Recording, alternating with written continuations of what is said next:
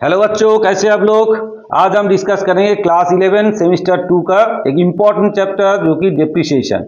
ठीक है बच्चों, डेप्रिसिएशन के ऊपर ऑलरेडी हमने एक वीडियो कर चुके हैं और ये हमारा सेकंड लेक्चर है। फर्स्ट लेक्चर में हमने डेप्रिसिएशन क्या है, क्या इसके एडवांटेजेस है, क्यों बनाए जाते हैं, कॉजेज क्या है, ये सब बारे में हमने डिस्कस किए थे। और स्ट्रेट लाइन मेथड में डेप्रिसिएशन कैसे कैलकुलेट होता है और कैसे अकाउंट खोलते हैं उसके बारे में हमने बताया और समझाया, एग्जाम्स लेके आपको दिखाया था। तो आज जो हम डिस्कस करेंगे वो है written down value method. Generally दो मेथड ही हम लोग यूज करते हैं, क्लास 11 में सिलेबस में है, दो मेथड ही मेनली यूज होता है। एक होता है स्ट्रेट लाइन मेथड और एक होता है रिटेन डाउन वैल्यू मेथड। तो स्ट्रेट लाइन मेथड का एक सिंपल सम हमने पिछले वीडियो में आपको समझाया था। तो आज भी ऐसे ही हमने रिटेन डाउन वैल्यू मेथड का एक सिंपल सम लेके आज समझाएंगे। इसके बाद में जो आप वीडियो हम बनाएंगे उसमें परचेज सेल वगैरह रहेगा, उसी टाइप का प्रॉब्लम, थोड़ा सा ट्रिकी प्रॉब्लम करके डिस्कस करेंगे। लेकिन आज जो हम करेंगे बिल्कुल सिंपल एक रिटन डाउन वैल्यू मेथड में कैसे डिप्रिसिएशन कैलकुलेशन होता है और कैसे उसका अकाउंट खोला जाता है, जैसे मशीनरी या कोई भी एसेट परचेज है उसका कैसे अकाउंट क्लोज किया जाता है, कैसे किया जाता है अकाउंट, वो आज हम दिखाएंगे। और डिप्रिसिएशन अकाउंट कैसे होता है वो आज हम दिखाएंगे। ठीक है बच्चों, आप लोग साथ साथ में कॉपी पेन लेके बैठ जाओ और हमारे साथ में करते रहो। ठीक है बच्चों, चलिए देखिए, हमने बताया था आपको कि जो मेथड जो है, आपको पिछले वीडियो में भी हमने बताया था, जैसे स्ट्रेट लाइन, रिटन डाउन और कई सारे मेथड्स है। तो स्ट्रेट लाइन मेथड का जो है ऑलरेडी हमने कर चुके हैं लास्ट वीडियो में। तो आज जो हम डिस्कस करेंगे, आज हमारा डिस्कसिंग मैटर है रिटन डाउन वैल्यू मेथड। ठीक है बच्चों, written down value method actually क्या है, इसको प्रॉब्लम के साथ अगर आप समझाएंगे हम तो तुम लोगों को समझने में इजी हो जाएगा। ठीक है, तो हम इसलिए एक प्रॉब्लम हमने ले ली है और वो प्रॉब्लम आपको सॉल्व करके आज हम दिखाने वाले हैं। तो पहले एक काम करते हैं, प्रॉब्लम को पढ़ लेते हैं क्या बताया गया है, उसके बाद आगे बढ़ते हैं। ठीक है ना, चलिए पढ़ लेते हैं। देखिए आपका स्क्रीन में प्रॉब्लम दिया हुआ है, आप थोड़ा इसको देखिए तो समझ में आएगा। ठीक है, चलिए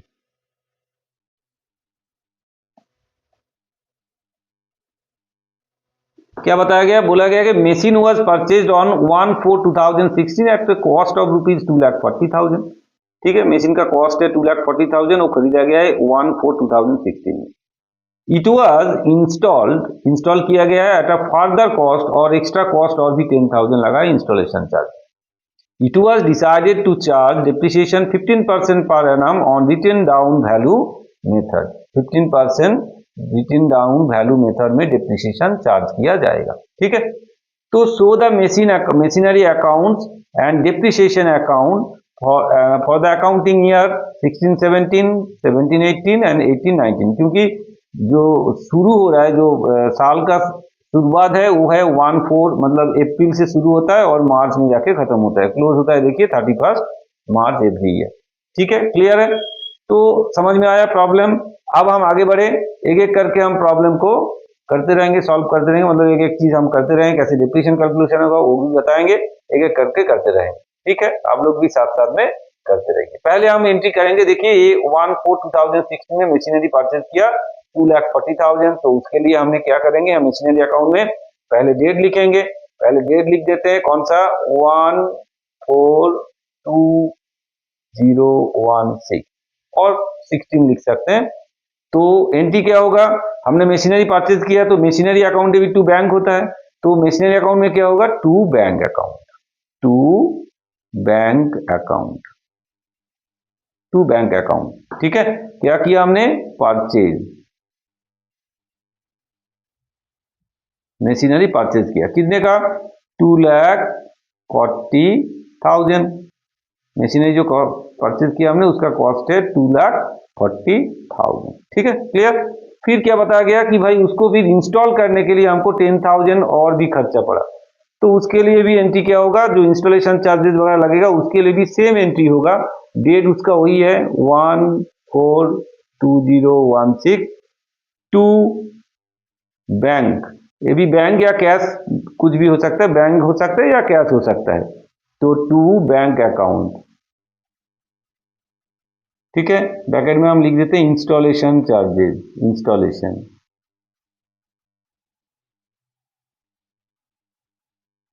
इंस्टॉलेशन का जो खर्चा आया है, कितना आया है, देखिए इंस्टॉलेशन चार्जेस कितना लगा, 10,000, तो यहाँ बैठा देते हैं 10,000। ठीक है। चलिए अब आपको देखना है कि कैसे डेप्रिसिएशन कैलकुलेशन होगा। हम यहाँ पे वर्किंग्स करेंगे, डेप्रिसिएशन कैलकुलेशन आपको दिखाएंगे। वर्किंग्स में आप डेप्रिसिएशन कैलकुलेशन करके दिखाएंगे, ठीक है। तो लिखते हैं calculation of depreciation, calculation of depreciation. चलिए तो 1,416 परचेज प्राइस कितना पड़ा, परचेज कॉस्ट कितना है 2,40,000, ठीक है। फिर उसके साथ हम ऐड करेंगे उसी डेट में परचेज किया, जिस दिन परचेज इंस्टॉल भी किया, ऐड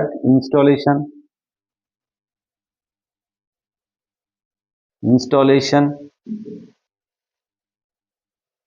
चार्जेस, इंस्टॉलेशन चार्जेस कितना लगा 10,000, तो इसका टोटल कॉस्ट हो गया 2,50,000, ठीक है। 2,50,000 किस दिन 1,416 मतलब साल की शुरुआत में उसका जो कॉस्ट है, टोटल कॉस्ट जो है 2,50,000। अब डेप्रिसिएशन कैसे कैलकुलेशन करेंगे, हम सीरियली करते रहेंगे। तो देखिए लेस कैसे होगा, रिटन डाउन वैल्यू मेथड का यही तरीका है। अब देखिए हम लिख देते हैं under written down value method, down value method, written down value method में हम इसको हल करेंगे, ठीक है। चलिए रिटन डाउन वैल्यू मेथड, तो पहले क्या करना है, पहले कॉस्ट हमने लिखा है, उसके बाद लेस डेप्रिसिएशन। डेट कौन सा है डेप्रिसिएशन कब का, डेप्रिसिएशन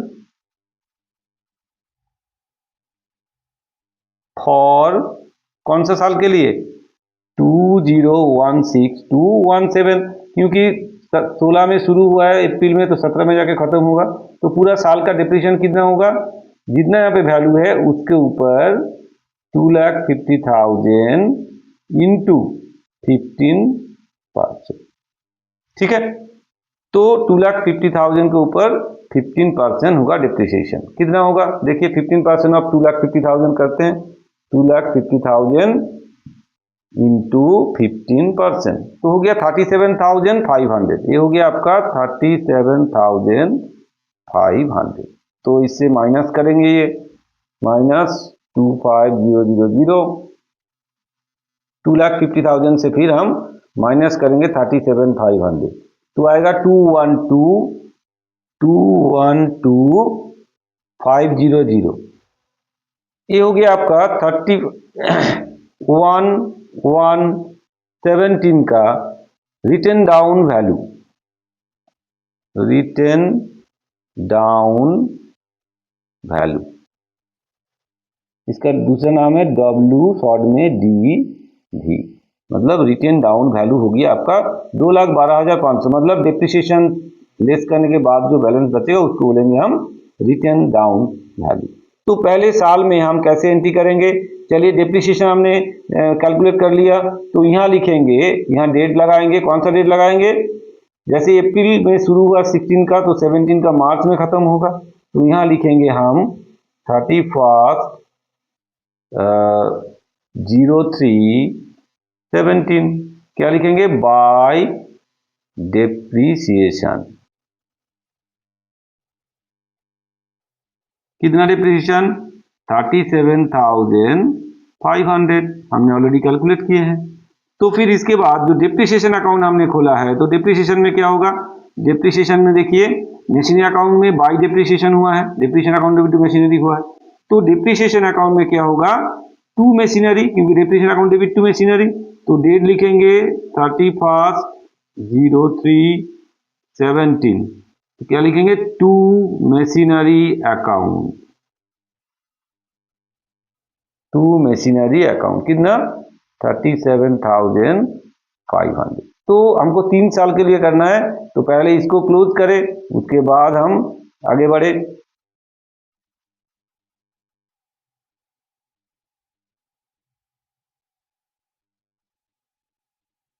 तो जितना हमने यहाँ चार्ज किया वो कहाँ भेजेंगे, प्रॉफिट एंड लॉस अकाउंट में ट्रांसफर करेंगे। ठीक है, प्रॉफिट एंड लॉस अकाउंट में हम इसको ट्रांसफर करेंगे। तो इसको टोटल कितना 37,500 हो गया और यहाँ भी 37,500 हो गया। तो यहाँ लिखेंगे 31/3/17 क्या लिखेंगे, by profit and loss account.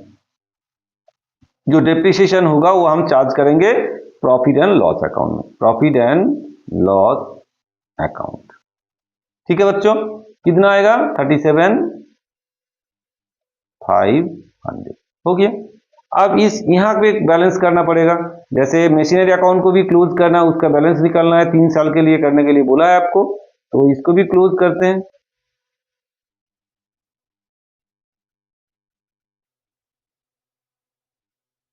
कितना है 2,50,000 हो गया, ये 2,50,000। यहां भी लिखेंगे 2,50,000। तो बैलेंस कितना होगा 2,12,500। ठीक है, इसका सीधा क्या लिखेंगे, डेट देंगे 31/03/17 बाई बैलेंस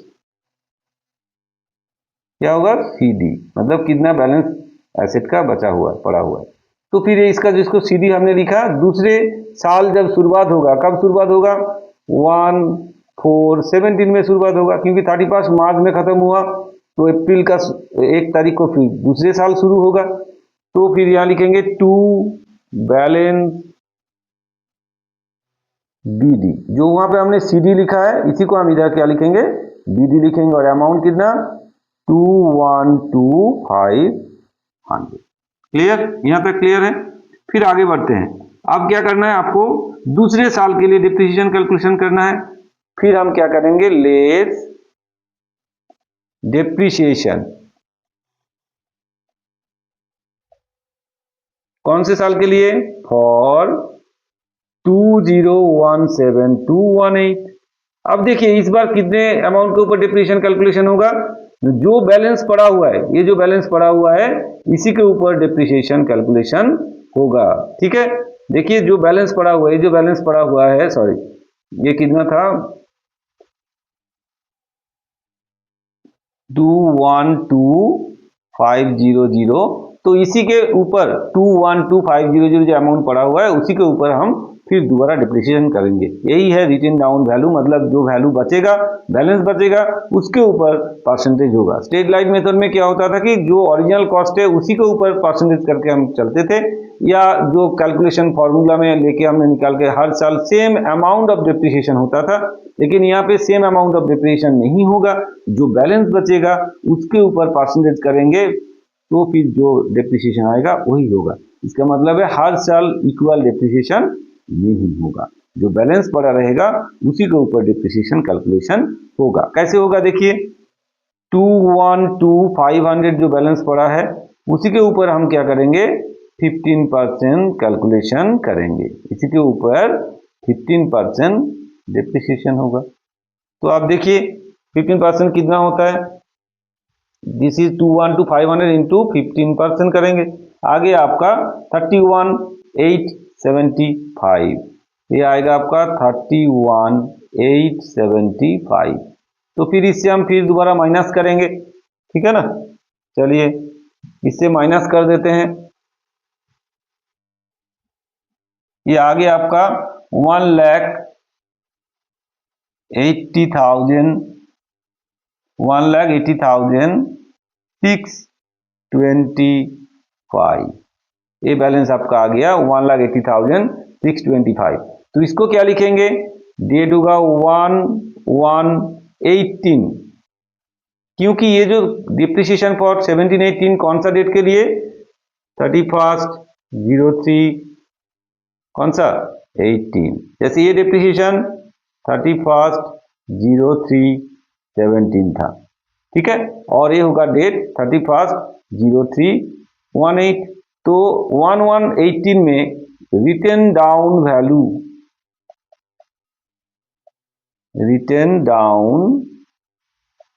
वैल्यू, शॉर्ट में WDV ये हो गया आपका रिटन डाउन वैल्यू कब 1118 का। चलिए फिर यहाँ इसको फिर एंट्री करते हैं, फिर क्लोज करेंगे ये करके अकाउंट। चलिए फिर यहाँ क्या लिखेंगे 31/03/18 क्या लिखेंगे बाय डेप्रिसिएशन। बाय डेप्रिसिएशन कितना, देखिए डेप्रिसिएशन यहाँ हमने वर्किंग्स में कैलकुलेशन कर लिया 31875, तो यहाँ लिखेंगे 31875। फिर इसको हम क्लोज करेंगे, कर देते हैं क्लोज।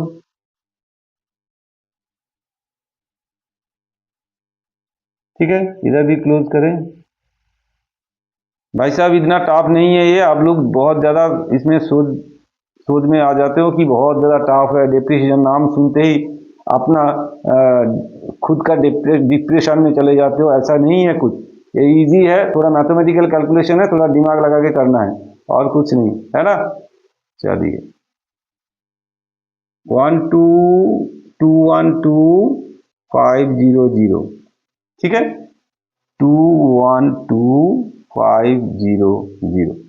अब देखिए इसमें से माइनस कीजिए कितना आता है, देख लेते हैं 212,500 माइनस कितना 31875, 180 तो यहाँ आ गया 180,625। ठीक है, तो यहाँ लिखेंगे 31/03/18 क्या लिखेंगे बाय बैलेंस सी डी, ये हो गया बाय बैलेंस सी डी ना।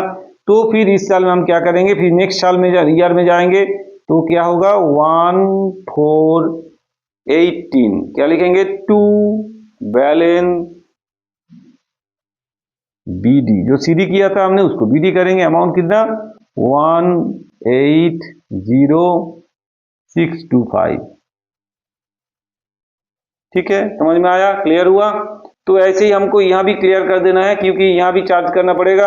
यहाँ लिखेंगे डिप्रीशिएशन अकाउंट में 31/3/18 टू क्या लिखेंगे टू मशीनरी अकाउंट। ठीक है, टू मशीनरी अकाउंट कितना 31,875 जितना डिप्रीशिएशन हुआ है, और इधर लिखेंगे 31/3/18 by profit and loss account, profit and loss account. ठीक है बच्चों, clear. Same amount profit and loss में चार्ज कर देंगे 875। हर साल जो डिप्रिसिएशन बनेगा वो प्रॉफिट एंड लॉस अकाउंट में चार्ज होता है, ऐसे चार्ज हो जाएगा। तो फिर इसको क्लोज कर देते हैं फिर। चलिए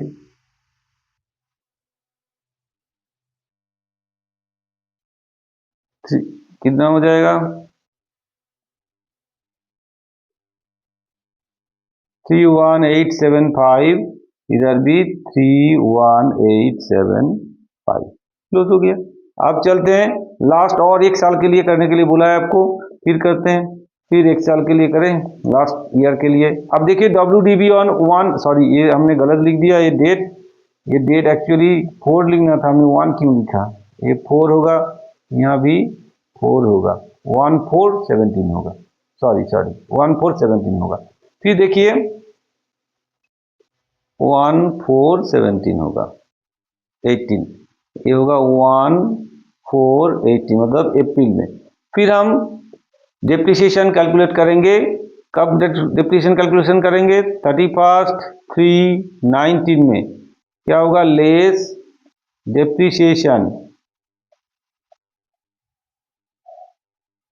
डिप्रिसिएशन फॉर 2018219। ठीक है, 2018219 के लिए डिप्रिसिएशन कैलकुलेशन होगा। अब कितने अमाउंट के ऊपर होगा, देखिए जो बचा है 1,80,625 जो बैलेंस बचा हुआ है उसी के ऊपर 15% करेंगे, तो कितना 180,625 इसके ऊपर 15% करेंगे। ठीक है बच्चों, तो चलिए इसके ऊपर 15% करते हैं, कितना आता है इंटू 15%। ये आ गया आपका 27093.75। तो 75 को हम एक बना लेंगे, जोड़ देंगे यहाँ 27094, ठीक है, राउंड अप करेंगे तो क्या होगा 27094, ठीक है बच्चों। चलिए फिर इसको माइनस कर देते हैं, माइनस करेंगे 180625 से माइनस करेंगे 27094, तो आ गया आपका 1531, ये हो गया आपका 1419 का WDV, रिटन डाउन वैल्यू हम शॉर्ट में लिख दे रहे हैं WDV।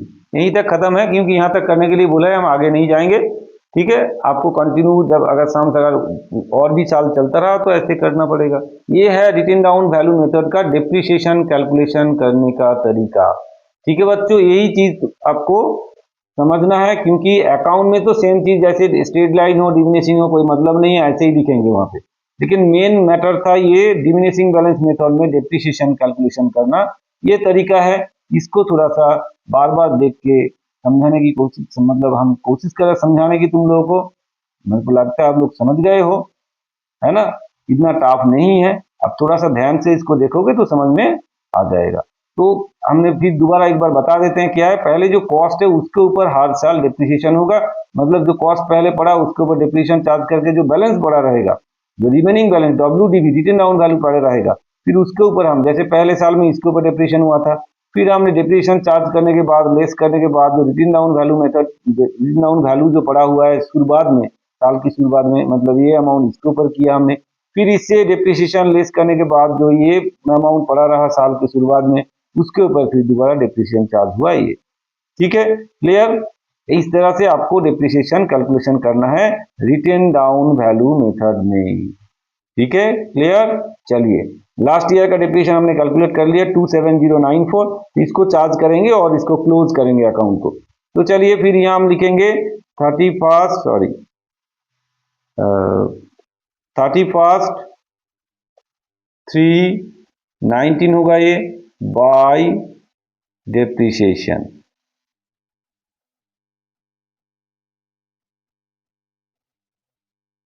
Bye depreciation account. कितना कैलकुलेट किया हमने 27094, चलिए ये होगा 27094, ठीक है बच्चों। तो फिर इसको क्लोज कर देते हैं अकाउंट को, चलिए यहाँ अकाउंट क्लोज कर देते हैं।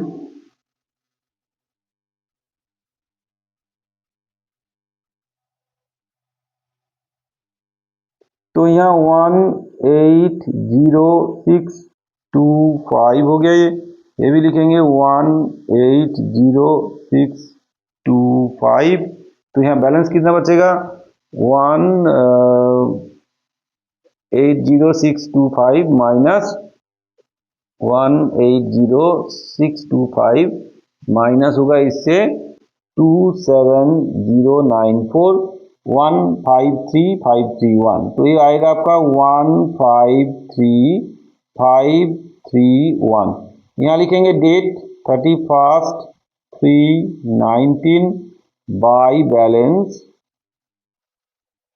CD, ठीक है बच्चों, ये आ गया।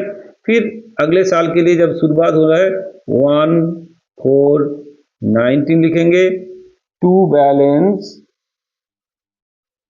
BD, जो CD किया था कितना 153531, ठीक है बच्चों।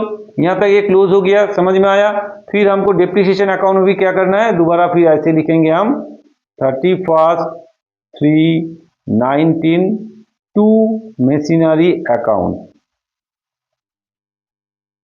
To machinery account. कितना अमाउंट मशीनरी अकाउंट में जितना डिप्रिसिएशन चार्ज हुआ है, कितना चार्ज हुआ है 27094, तो लिखेंगे 27094, ठीक है बच्चों।